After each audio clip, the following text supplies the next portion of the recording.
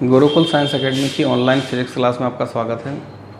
Chapter number 3 physics में अपन विद्युत विभव का अध्ययन कर रहे थे। इसमें जो अगला टॉपिक आता है वो है अपने पास विद्युत स्थितिज ऊर्जा।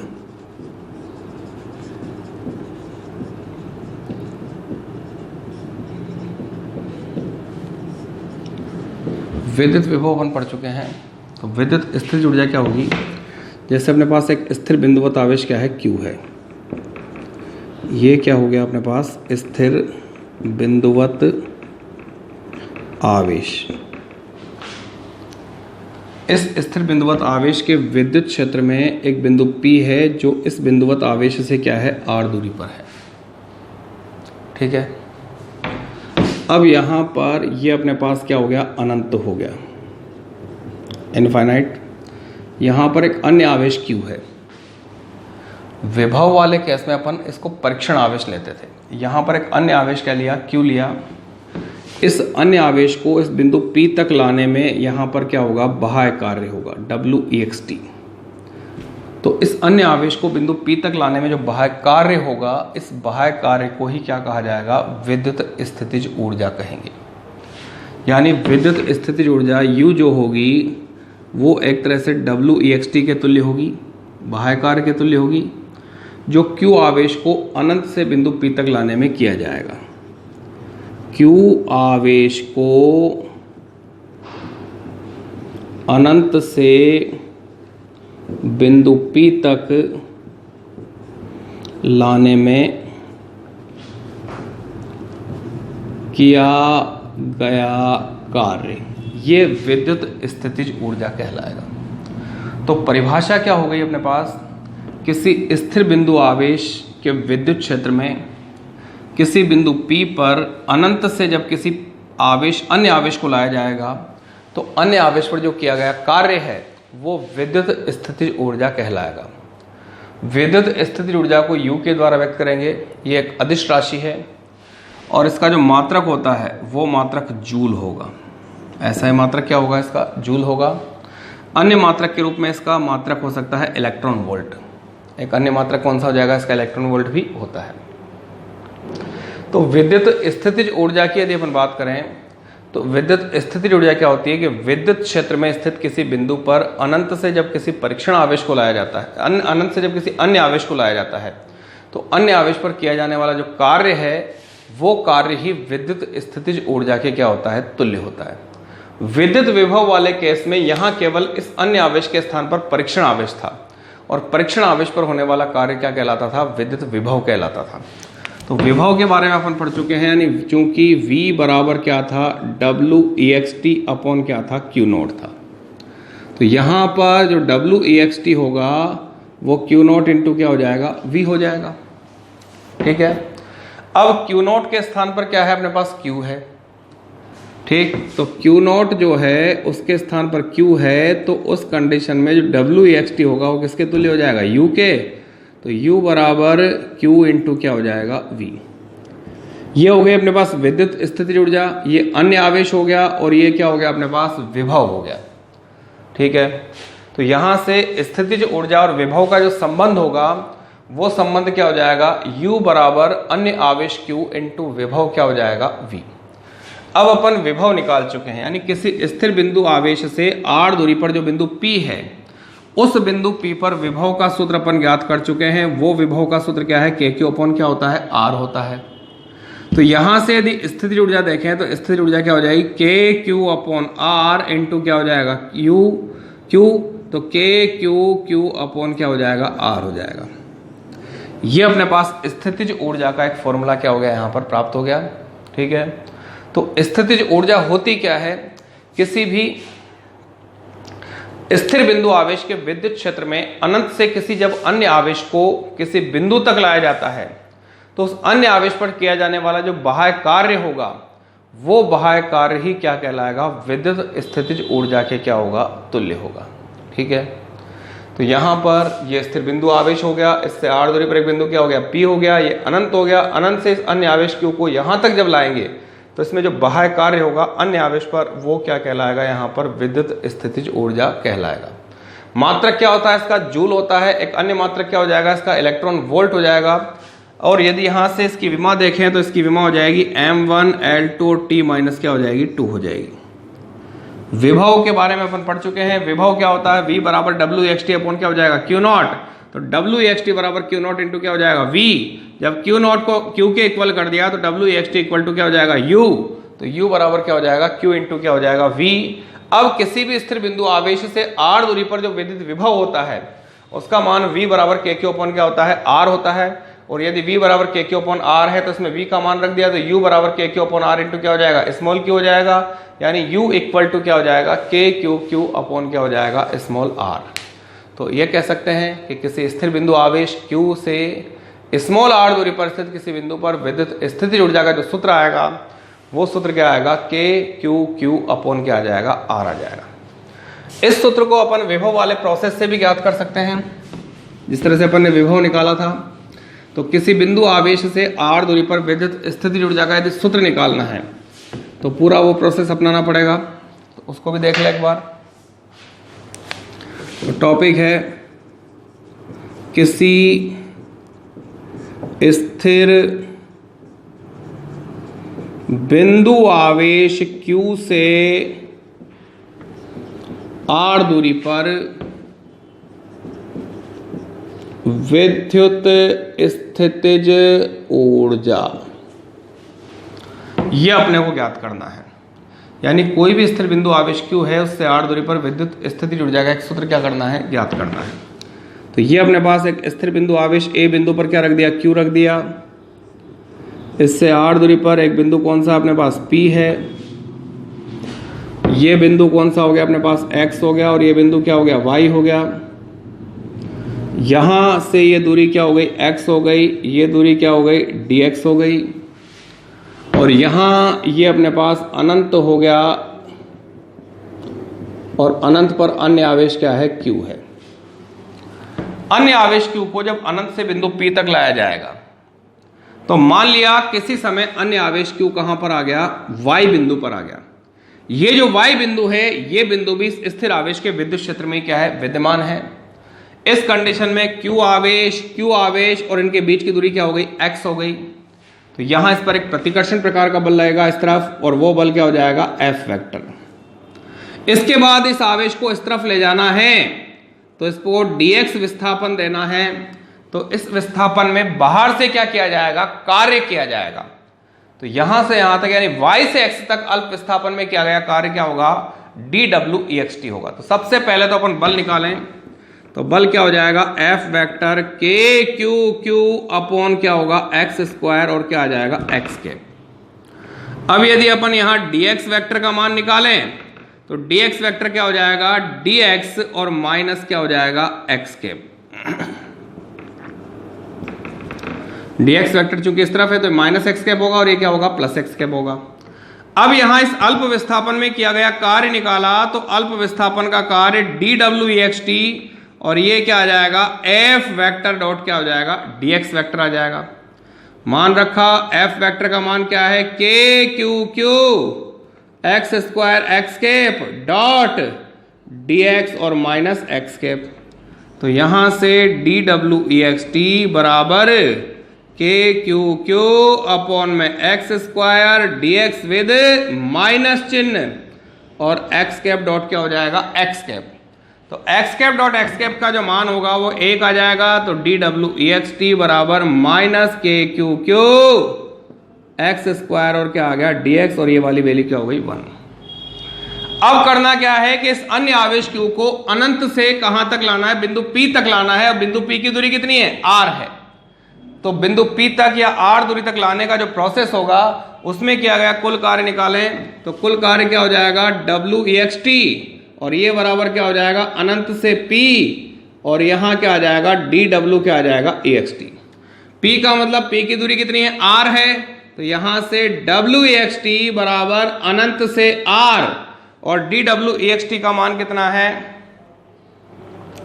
Minus KQ upon x square into क्या है dx। तो यहां से मान हो गया माइनस KQ एक्स स्क्वायर और क्या हो गया dx। तो यहां से WExt माइनस KQ इंटीग्रेशन अनंत से स्मॉल r और ये आ गया 1 upon x square dx। 1/x² का यदि समाकलन करें तो क्या आएगा, -1/x आएगा। तो यहां से WEXT ये बराबर -KQQ और ये आ जाएगा -1/x, लोअर लिमिट अनंत, upper limit r, minus minus क्या हो जाएगा प्लस। तो यहां से WEXT KQQ अपॉन और यहां रह गया 1/x, लोअर लिमिट अनंत, अपर लिमिट क्या हो गया r। तो यहां से अब इसको सॉल्व किया तो WEXT बराबर KQQ पहले आएगा 1/r माइनस 1/अनंत। तो यहां से WEXT KQQ अपॉन में क्या आ जाएगा r, क्योंकि 1/अनंत का मान क्या हो जाएगा 0। और ये जो कार्य है ये कार्य ही किसके तुल्य होगा, u के तुल्य होगा। तो u बराबर KQQ अपॉन क्या आ जाएगा r। ये मैथमेटिकल डेरिवेशन इसका अपन ने निकाल लिया है। यानी कोई भी एक बिंदु आवेश है, उस बिंदु आवेश से क्या करना है, r दूरी पर एक बिंदु क्या लिया, p लिया। उस बिंदु P पर विद्युत स्थितिज ऊर्जा का एक मैथमेटिकल फॉर्मूला यदि अपने को ज्ञात करना है, तो A बिंदु है, इस पर Q आवेश एक बिंदुवत आवेश है, स्थिर है। इससे r दूरी पर एक बिंदु क्या लिया अपन ने, P लिया। बिंदु P पर इस स्थिर बिंदु आवेश की गण क्या निकालना, विद्युत स्थितिज ऊर्जा ज्ञात करनी है। यहां पर क्या हो गया, अनंत हो गया, जहां पर एक अन्य आवेश का रख दिया, Q रख दिया। अन्य आवेश Q को बिंदु P तक जब लाया जाएगा तो इसमें जो कुल कार्य होगा वो कुल कार्य ही स्थितिज ऊर्जा के क्या हो जाएगा, तुल्य हो जाएगा। तो यहां से जो अन्य आवेश Q है इसको विद्युत क्षेत्र में जब ला रहे हैं तो मान लिया किसी समय इसको Y बिंदु पर लिया है, और Y बिंदु पर जब ये है तो ये इसके विद्युत क्षेत्र में ही है। इसकी दूरी कितनी होगी, x होगी। इस कंडीशन में इस आवेश पर लगने वाला प्रतिकर्षण बल क्या होगा, F वेक्टर होगा। F वेक्टर को अपन क्या लिख देंगे, KQQ अपॉन x² इंटू क्या लिख देंगे, x कैप लिख देंगे। इसके बाद इसको बिंदु Y से बिंदु x तक क्या करना है, इस तरफ विस्थापित करना है। तो इस तरफ विस्थापित करने का मतलब है बल के विरुद्ध यदि इसको विस्थापित करना है तो बल के विरुद्ध विस्थापित करने के लिए इस पर बाहर से क्या करना पड़ेगा, कार्य करना पड़ेगा। और बाहर से जो किया गया कार्य है वो ज्ञात करने के लिए विस्थापन चूंकि इस दिशा में है तो इसको dx वेक्टर बराबर क्या लिख देंगे, dx और माइनस क्या लिख देंगे, x कैप लिख देंगे। अब यहां से बल आ गया वेक्टर फॉर्म में, विस्थापन आ गया वेक्टर फॉर्म में, तो किया गया कार्य निकाल लें, बल और विस्थापन का क्या करते हैं अपन, अदिश गुणनफल कर दें। तो यहां से KQQ x² x कैप और dx और माइनस क्या आ जाएगा, x cap. x cap dot x cap का मान क्या हो जाएगा, 1 हो जाएगा। तो यहां से DWEXT बराबर क्या आ जाएगा, minus KQQ upon x² into क्या आ जाएगा, dx आ जाएगा। अब ये जो अल्प कार्य है तो कुल कार्य ज्ञात करना है अनंत से बिंदु P तक का या अनंत से दूरी r तक का। तो यहां से WEXT बराबर क्या कर दिया, इंटीग्रेशन अनंत से small r minus KQQ upon क्या हो गया, x² और क्या हो गया, dx हो गया। अब यहां से माइनस KQQ क्या है, कांस्टेंट है, उनको इंटीग्रेशन से बाहर ले लिया। इंटीग्रेशन के अंदर रह जाएगा 1/x² और dx। 1/x² का समाकलन किया तो क्या आएगा, -1/x आएगा। माइनस माइनस कट जाएंगे। अब x की पहले अपर लिमिट क्या लगाएंगे, r, फिर x की लोअर लिमिट क्या रखेंगे, अनंत। तो रिजल्ट आ जाएगा WEXT बराबर KQQ 1/r माइनस 1/अनंत। 1/अनंत का मान क्या हो जाएगा, 0 हो जाएगा। तो अपने पास WEXT की वैल्यू आ जाएगी KQQ अपॉन क्या आ जाएगा, R। ठीक है।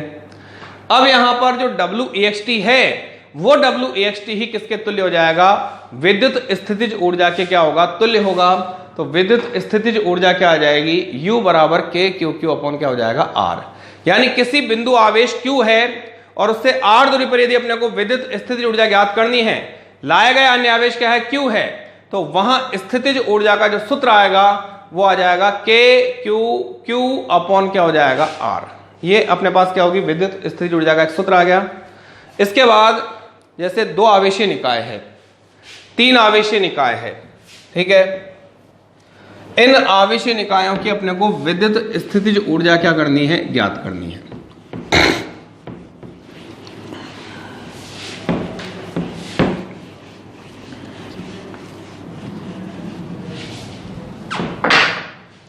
अगला टॉपिक है द्विआवेशीय।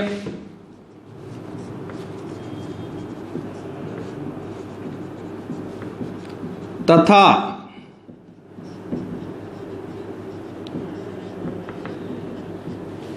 त्रिआवेशीय निकाय की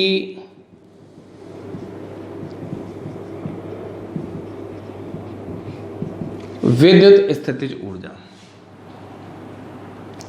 एक ऐसा निकाय जिसमें केवल 2 आवेश हों, द्विआवेशी निकाय कहलाएगा। और एक ऐसा निकाय जिसमें 3 आवेश हों, उसे क्या कहेंगे अपन? त्रिआवेशी निकाय कहेंगे। तो ये तो हो गया अपने पास द्विआवेशीय निकाय। एक बिंदुवत आवेश Q1 हो गया, दूसरा बिंदुवत आवेश Q2 हो गया, बीच की दूरी क्या हो गई? R हो गई। तो यहां पर U बराबर K Q1 Q2 अपॉन क्या हो जाएगा? R। ये द्विआवेशी निकाय है। त्रिआवेशी निकाय की यदि बात करें, त्रिआवेशीय निकाय, इसमें एक आवेश क्या हो गया? Q1 हो गया, दूसरा आवेश Q2 हो गया और तीसरा आवेश क्या हो गया? Q3 हो गया। ठीक है, यहां ये डिस्टेंस क्या हो गई? R12 हो गई। ये डिस्टेंस क्या हो गई? R23 हो गई। ये डिस्टेंस क्या हो गई? R31 हो गई। ठीक है, तो यहां पर एक द्विआवेशीय निकाय तो ये हो जाएगा, एक द्विआवेशीय निकाय ये हो जाएगा और एक द्विआवेशीय निकाय ये हो जाएगा। इसकी स्थिति ऊर्जा U1 निकाली, K Q1 Q2 upon R12। इसकी U2 निकाली, K Q2 Q3 upon R23। और यहां से इस निकाय की क्या निकालेंगे अपन? U3 निकालेंगे। तो U3 बराबर K Q1 Q3 R31 लिख दो या 13 लिख दो, दूरी के हिसाब से वही चीज है बस। तो ये आ जाएगा। अब जो त्रिआवेशी निकाय है, इसकी कुल स्थिति ऊर्जा, तीनों स्थिति ऊर्जाओं की योग क्या होगी? तुल्य होगी। तो यहां पर कुल स्थिति ऊर्जा U का मान U1 plus U2 plus U3। तो K Q1 Q2 R12, K Q2 Q3 R23 और K Q3 Q1 R31। तो ये आ गई अपने पास त्रिआवेशी निकाय की कुल विद्युत स्थितिज ऊर्जा। तो यहां पर अपन ने क्या किया है? पहले द्विआवेशी निकाय की विद्युत स्थितिज ऊर्जा है, तो जो 2 स्थिर बिंदुवत आवेश Q1 Q2 हैं, उनके बीच की दूरी क्या होगी? R होगी।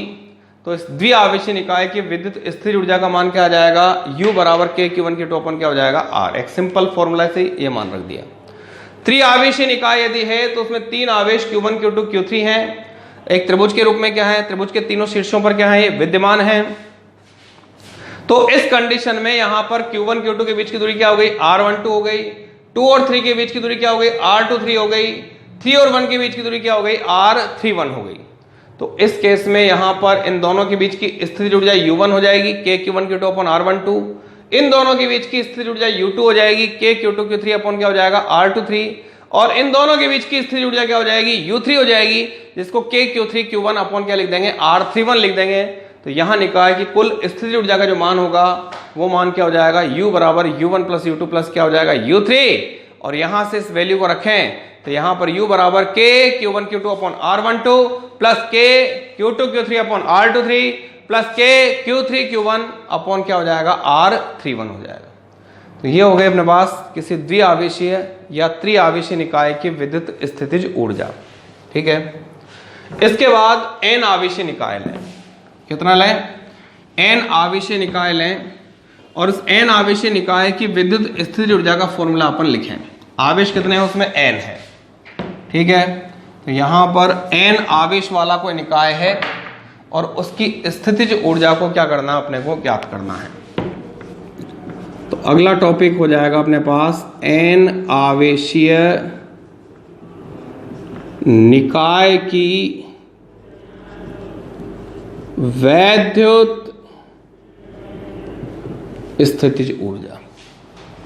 कौन सा निकाय लिया? n आवेशीय निकाय लिया है।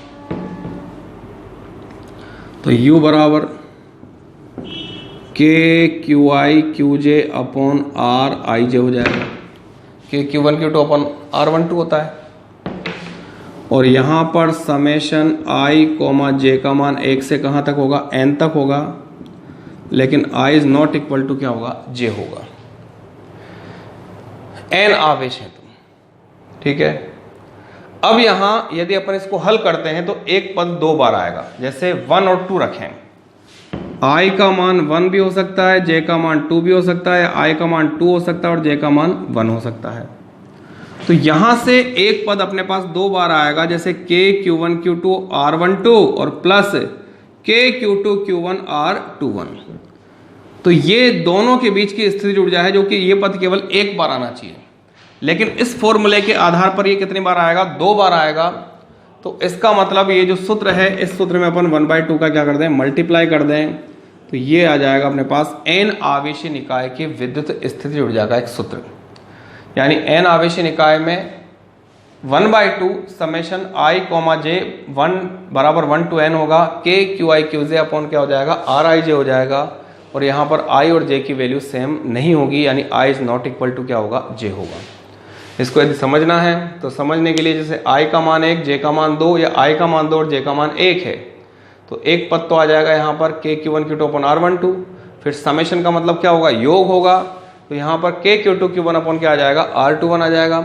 ये पद केवल एक बार आना चाहिए, क्योंकि दो आवेश जो है वो q1 q2 है, उनके बीच की दूरी r12 लें या r21 लें, दोनों सेम होगी। ठीक है, तो यहाँ से पद एक बार आएगा, लेकिन इस फॉर्मूले के आधार पर ये पद 2 बार आ रहा है। इसका मतलब ये जो फॉर्मूला है, इसमें अपन 2 का भाग दे दें या 1/2 से इसको मल्टीप्लाई कर दें, तो 1/2 से मल्टीप्लाई या गुणा करने के बाद ये n आवेशीय निकाय की विद्युत स्थिर ऊर्जा क्या हो जाएगी, अपने को प्राप्त हो जाएगी।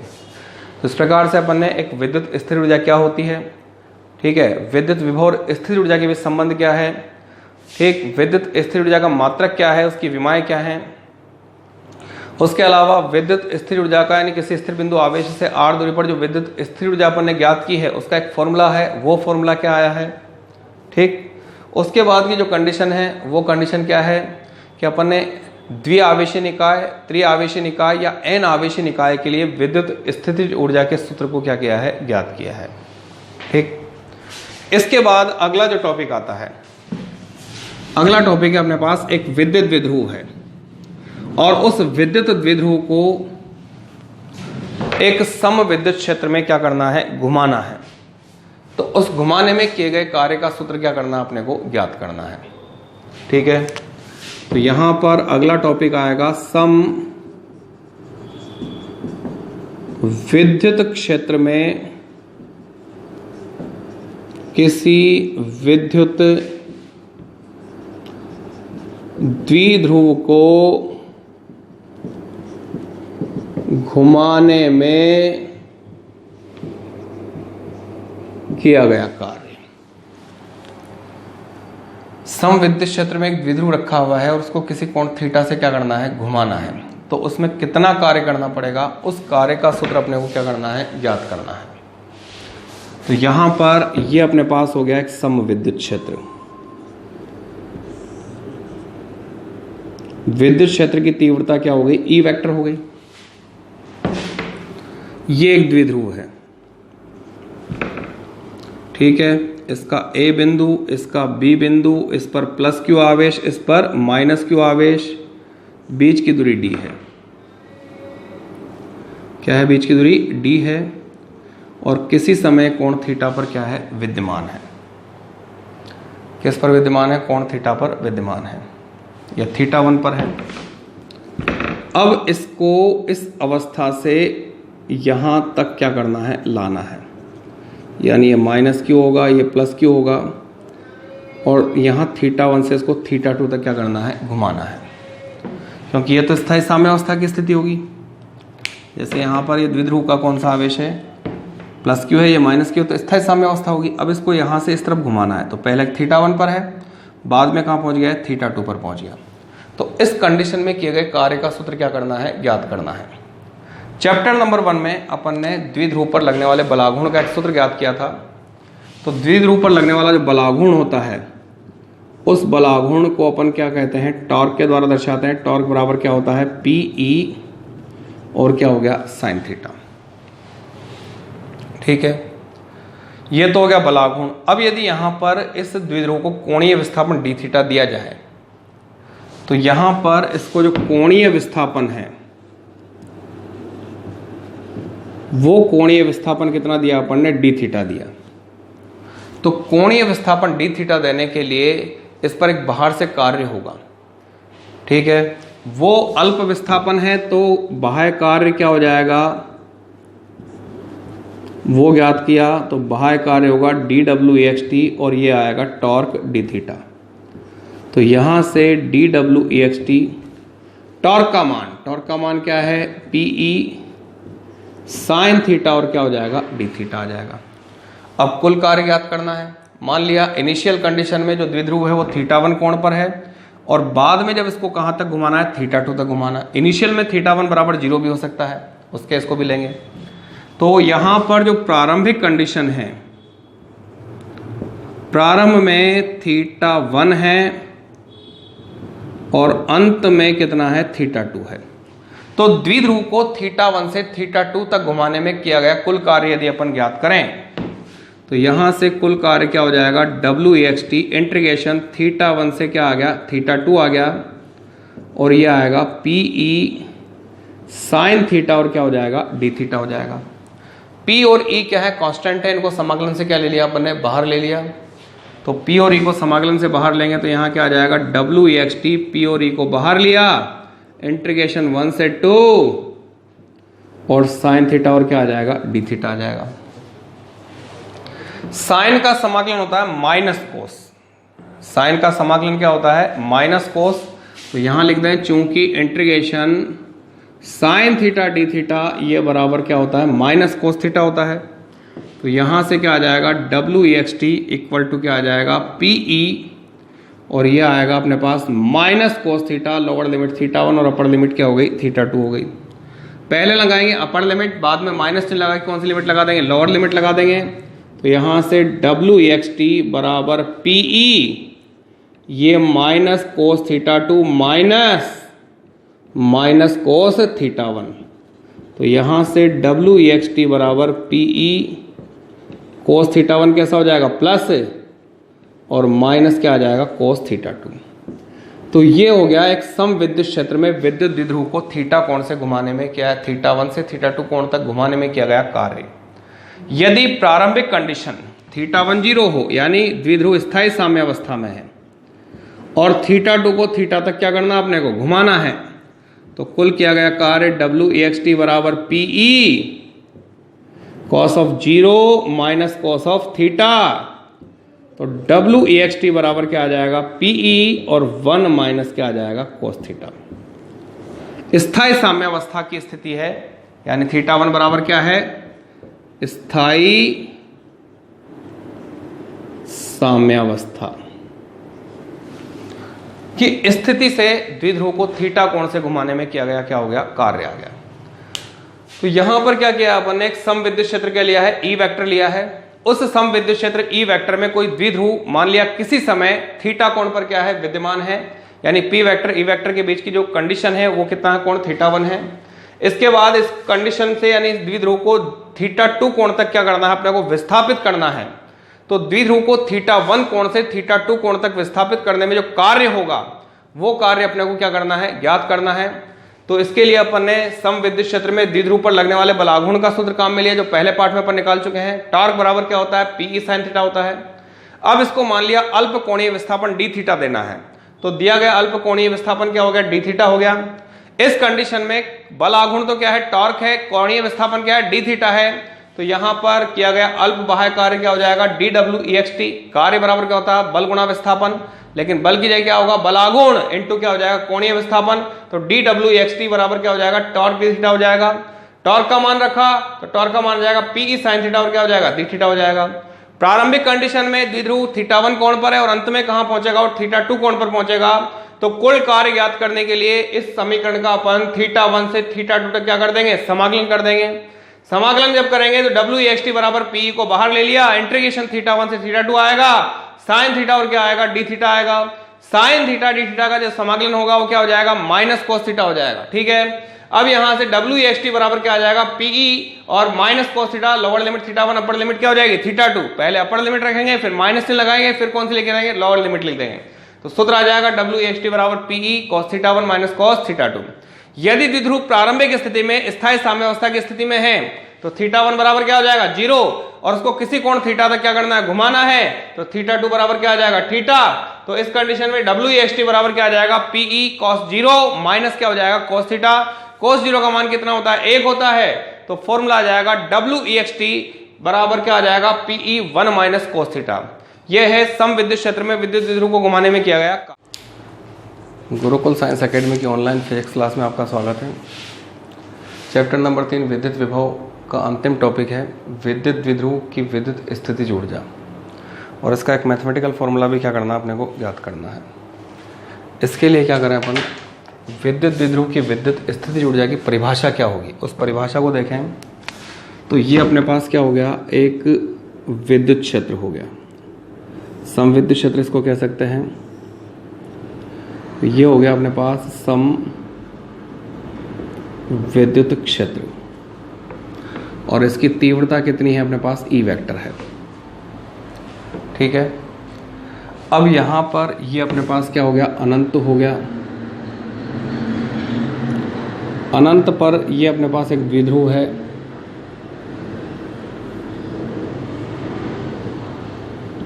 इसके A और B बिंदु पर -Q और +Q आवेश है, और बीच की दूरी कितनी है, D है। तो विद्युत द्विध्रुव की विद्युत स्थितिज ऊर्जा का जो आशय है वो क्या होगा कि इस विद्युत द्विध्रुव को अनंत से पहले इस विद्युत क्षेत्र में लाया जाए, और लाने के बाद उसको थीटा कोण से क्या है, घुमाया जाए। इन दोनों कंडीशन में किए गए कार्यों का जो योग होगा वो विद्युत द्विध्रुव की विद्युत स्थितिज ऊर्जा के क्या होगा, तुल्य होगा। यानी किसी विद्युत द्विध्रुव को अनंत से विद्युत क्षेत्र में लाएं, और लाने के बाद उसको थीटा कोण से क्या करें, घुमाएं। दोनों कंडीशन में द्विध्रुव पर जो किया गया कार्य होगा वो कार्य विद्युत द्विध्रुव की विद्युत स्थितिज ऊर्जा के क्या होगा, तुल्य होगा। तो परिभाषा क्या हो जाएगी, उस परिभाषा को देखें। तो किसी वैद्युत द्विध्रुव को अनंत से वैद्युत क्षेत्र में लाने तथा इसे थीटा कोण से घुमाने में किए गए कार्य का योग वैद्युत द्विध्रुव की वैद्युत स्थितिज ऊर्जा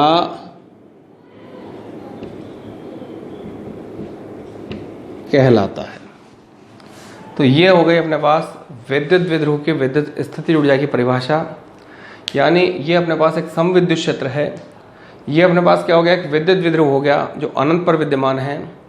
अनंत पर विद्यमान इस विद्युत द्विध्रुव को अनंत से विद्युत क्षेत्र में लाने, और लाने के बाद उसको थीटा कोण से घुमाने में किए गए कार्यों का जो योग होगा वो योग ही विद्युत द्विध्रुव की विद्युत स्थितिज ऊर्जा के क्या होगा, तुल्य होगा।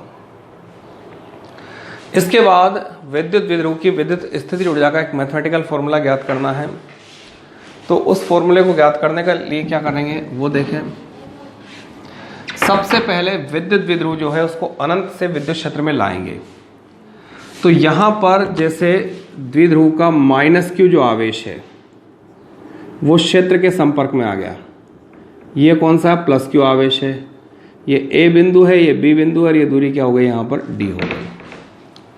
तो अनंत से जब द्विध्रुव को लाया जाएगा तो उस कंडीशन में पहले -Q आवेश क्षेत्र के संपर्क में आएगा, और इस -Q आवेश पर क्षेत्र की तीव्रता के विपरीत दिशा में एक बल लगेगा F वेक्टर बराबर -QE वेक्टर। ठीक है, अब ये बल जो लगेगा तो इस बल के प्रभाव में जो विद्युत द्विध्रुव का -Q आवेश है वो विद्युत क्षेत्र के अंदर स्मॉल d दूरी क्या कर जाएगा, तय कर जाएगा। यानी अब ये स्मॉल d दूरी को तय करके -Q आवेश यहाँ आ गया, और इसी स्थिति में +Q आवेश भी क्षेत्र के संपर्क में आ जाएगा। अब क्या होगा कि क्षेत्र के संपर्क में जैसे ही +Q आवेश आएगा उस पर क्षेत्र की तीव्रता के दिशा में एक बल लगने लग जाएगा F वेक्टर बराबर QE वेक्टर, और यहाँ जो बल लगेगा वो F वेक्टर बराबर माइनस क्या होगा, QE वेक्टर। ये A बिंदु है और ये कौन सा है, B बिंदु है। तो यहाँ पर जो विद्युत द्विध्रुव है उस विद्युत द्विध्रुव का -Q आवेश जब क्षेत्र के अंदर स्मॉल d दूरी को तय कर लेगा तो उस स्थिति में द्विध्रुव का +Q आवेश भी क्षेत्र के संपर्क में आ जाएगा, और क्षेत्र के संपर्क में आते ही द्विध्रुव के प्लस क्यू आवेश पर क्षेत्र की तीव्रता की दिशा में बल लगेगा और माइनस क्यू आवेश पर क्षेत्र की तीव्रता के विपरीत दिशा में बल लगेगा। यानी इस स्थिति में विद्युत द्विध्रुव यहाँ पर स्थायी साम्यावस्था को प्राप्त कर लेगा। इसके बाद जब द्विध्रुव यहाँ पर स्थायी साम्यावस्था को प्राप्त कर लेता है तो उसके बाद इस द्विध्रुव को क्या करना है, थीटा कोण से घुमाना है। यानी इनिशियल कंडीशन थीटा बराबर क्या हो गई, 0 हो गई। अब इस द्विध्रुव को माइनस क्यू आवेश है, ये कौन सा प्लस क्यू आवेश है, ये ए बिंदु है, ये बी बिंदु है और बीच की दूरी क्या है, डी है। तो यहाँ पर इसको थीटा कोण से घुमाना है। तो थीटा कोण से घुमाने में जो इस पर कार्य होगा वो कार्य ज्ञात करें। वो कार्य हो जाएगा अपने पास कौन सा, W2। और माइनस क्यू आवेश को अनंत से स्मॉल डी दूरी तय करता है जब किसके अंदर, क्षेत्र के अंदर, तो वो कार्य क्या हो जाएगा, यहाँ पर W1 हो जाएगा। तो यहाँ कंडीशंस क्या है, 2 कंडीशंस हैं। एक बार अनंत से जैसे ही विद्युत द्विध्रुव को क्षेत्र के अंदर लाया जाता है तो सबसे पहले माइनस क्यू आवेश क्षेत्र के संपर्क में आता है। माइनस क्यू आवेश पर एक बल लगता है F बराबर माइनस क्यू ई वैक्टर, जिसके प्रभाव में इसी दिशा में डी दूरी तय करता है।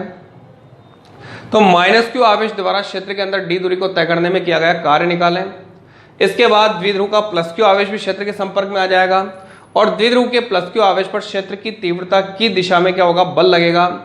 यानी इस कंडीशन में द्विध्रुव के माइनस क्यू और प्लस क्यू दोनों आवेशों पर क्या होगा, परिमाण में समान और दिशा में विपरीत बल एक ही क्रिया रेखा पर क्या हो जाएगा, प्रभावी हो जाएगा, जिसके कारण द्विध्रुव स्थायी साम्यावस्था की स्थिति को प्राप्त कर लेगा। इसके बाद इस द्विध्रुव को स्थायी साम्यावस्था की स्थिति से थीटा कोण से क्या करना है, घुमाना है। तो घुमाने में जो किया गया कार्य होगा वो कार्य ही विद्युत द्विध्रुव की विद्युत स्थितिज ऊर्जा के क्या होगा, तुल्य होगा। यानी दोनों कंडीशन के कार्यों का अपन योग कर दें और वो जो कार्य होगा वो कार्य विद्युत द्विध्रुव की विद्युत स्थितिज ऊर्जा के क्या होगा, तुल्य होगा।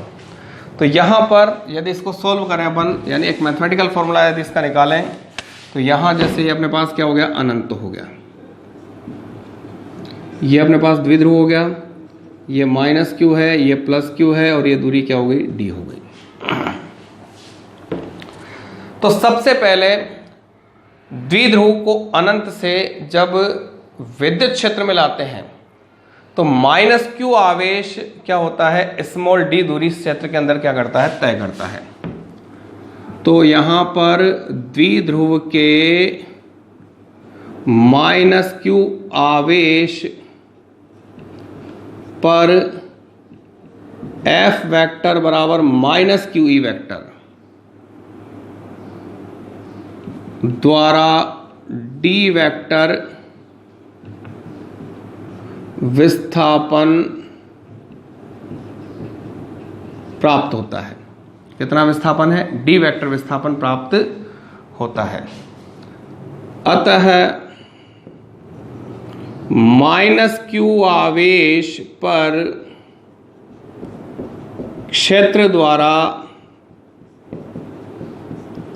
किया गया कार्य क्या हो जाएगा, W, और W बराबर क्या होगा, F वेक्टर डॉट क्या हो जाएगा, D वेक्टर। ठीक है, F वेक्टर क्या है अपने पास, minus q e vector dot क्या हो गया, D वेक्टर। बल गुणा विस्थापन, बल लग रहा माइनस क्यू ई और क्या हो गया, डी वेक्टर। ई वेक्टर इस तरफ है और डी वेक्टर इस तरफ है, दोनों के बीच का कोण कितना हो गया, 180 हो गया। तो यहां पर ई वेक्टर व डी वेक्टर विपरीत हैं। तो W बराबर minus q E d cos क्या हो गया, 180 माइनस क्यू डी ई कोस 180 का मान क्या होगा, -1। W बराबर माइनस क्यू डी ई की जगह प्लस क्यू डी ई या W बराबर पी ई। ये कार्य कौन सा हुआ, W1 हुआ और ये W1 कार्य U1 के तुल्य होगा। तो U1 बराबर W1 बराबर क्या आ जाएगा, PE। इक्वेशन नंबर क्या आ गई, 1। ठीक है, ये पहली कंडीशन आ गई। इसके बाद द्विध्रुव विद्युत क्षेत्र में स्थायी साम्यावस्था की स्थिति को प्राप्त कर लेगा। ठीक है, तो इसके बाद विद्युत द्विध्रुव विद्युत क्षेत्र में स्थायी साम्यावस्था यानी θ1 बराबर 0 में आ जाता है। अब इसे θ2 बराबर थीटा कोण से घुमाने में किया गया कार्य, ये कार्य क्या होगा, W2 होगा। और इस कार्य को कल अपन ने निकाला था, यानी द्विध्रुव को स्थायी साम्यावस्था की स्थिति से किसी कोण थीटा तक घुमाने में जो कार्य था वो कार्य अपन ने ज्ञात किया था। तो ये कार्य आया था PE और 1 माइनस क्या था, कोस थीटा।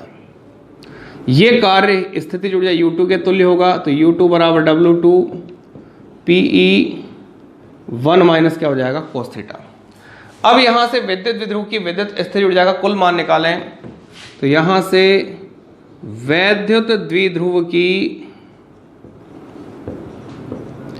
वैद्युत स्थितिज ऊर्जा U बराबर U1 प्लस U2, U बराबर PE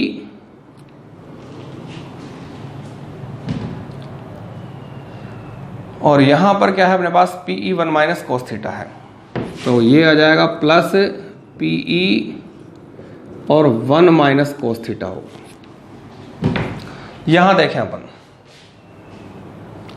तो डी वेक्टर की जो डायरेक्शन है, वास्तविकता में डी वेक्टर माइनस क्यू से किधर होगा, प्लस क्यू की तरफ होगा। तो यहां पर ये विपरीत दिशा में ना होकर क्या होगा, समान दिशा में है।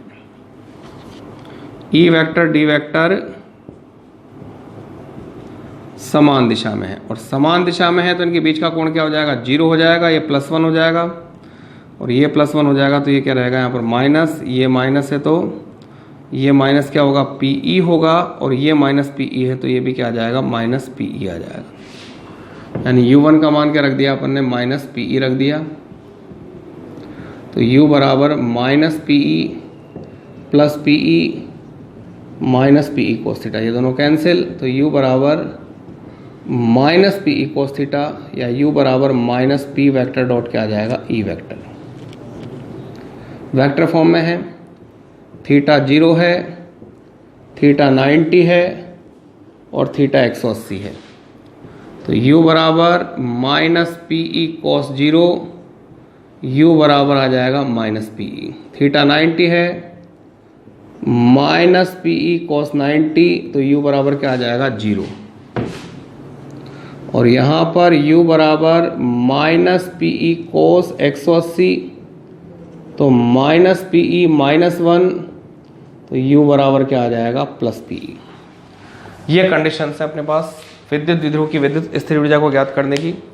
इसमें यहाँ पर क्या होगा, जो E वेक्टर है वो E वेक्टर तो है इस दिशा में, और द्विध्रुव का जो D वेक्टर होता है वो माइनस Q से प्लस Q की तरफ होता है। यानी माइनस Q इधर है, प्लस Q इधर है, तो D वेक्टर भी क्या होगा, इस दिशा में होगा। तो इस कंडीशन में E वेक्टर D वेक्टर क्या होंगे, समान दिशा में होंगे, और इनके बीच का कोण क्या हो जाएगा, 0 हो जाएगा।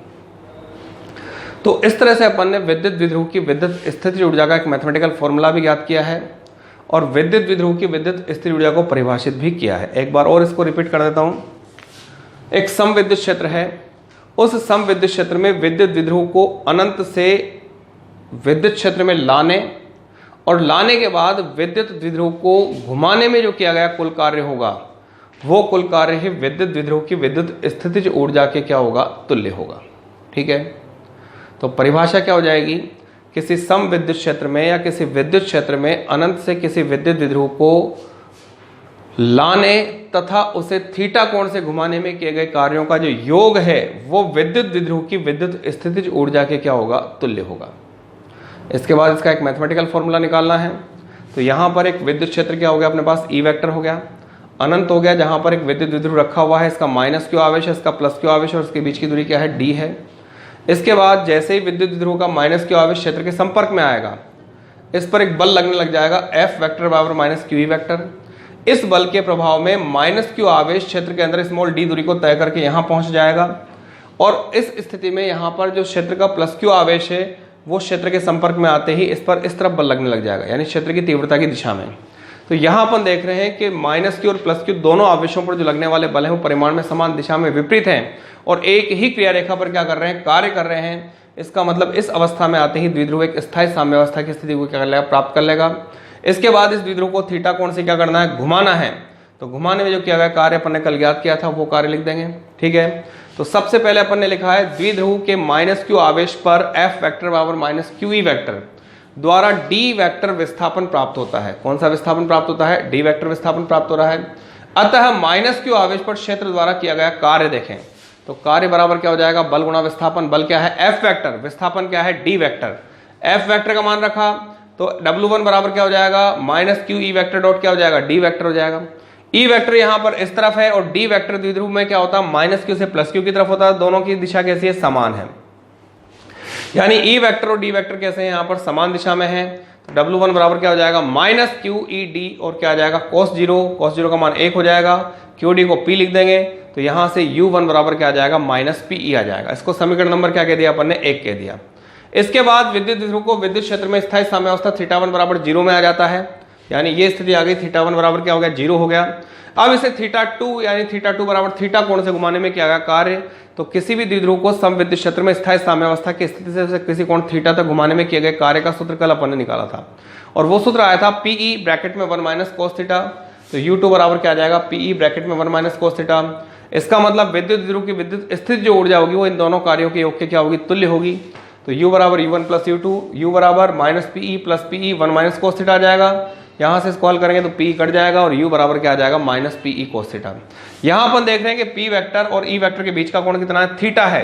तो यहां से U बराबर माइनस P वेक्टर डॉट क्या आ जाएगा, E वेक्टर, यानी दो सदिशों के अदिश गुणनफल के रूप में अपन ने स्थिति ऊर्जा को क्या कर दिया, व्यक्त कर दिया।